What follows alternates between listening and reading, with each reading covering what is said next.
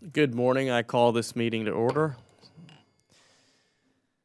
Thank you all for joining us today as we examine some of the challenges small businesses face when doing business with the National Aeronautics and Space Administration, or NASA. We have an excellent panel of witnesses, and I look forward to hearing their testimony. During the 114th Congress, the Small Business Committee has held numerous hearings on government contracting and subcontracting issues, always seeking ways to make it easier for small firms to do business with the federal government. What we learned over this time is disturbing. Over the last 5 years, the number of contract actions with small businesses fell by almost 60%. And one of the more disturbing figures is that there are over 100,000 fewer small firms registered to do business with the federal government than there were in 2012. This data means we have a real problem. Another disturbing trend is that starting in 2008 and continuing to this day, we are seeing more business deaths than we are business births each year. Small businesses are the canary in the coal mine. When their role in federal contracting declines, we lose innovation, job creation, and competition, leading to higher costs to the federal government. This is obviously untenable going forward, and we at the committee remain dedicated to finding solutions to stop these trends, be they regulatory, tax, capital access, or government contracting related. When most people think about the way NASA works, they think of Cape Canaveral in Florida and the Kennedy Space Center in Houston.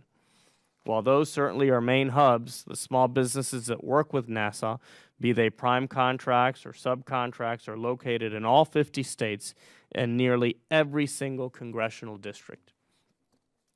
NASA's presence throughout the United States is larger than many might think. Back in my home state of Florida, NASA spent nearly $487 million last year, with $120 million of that going to small businesses. In my congressional district, $1.1 million in small business contracts have been signed for fiscal year 16. Flagship space programs such as the current Space Launch System, or SLS, and the Orion spacecraft are increasingly important in providing opportunities for the small business community.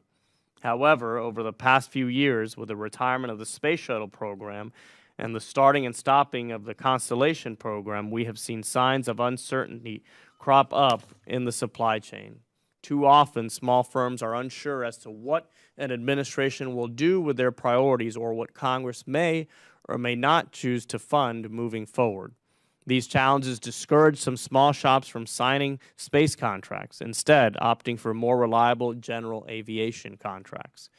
Certainty is essential in any business endeavor, but is absolutely mission critical for an exceptionally innovative and forward-thinking space program.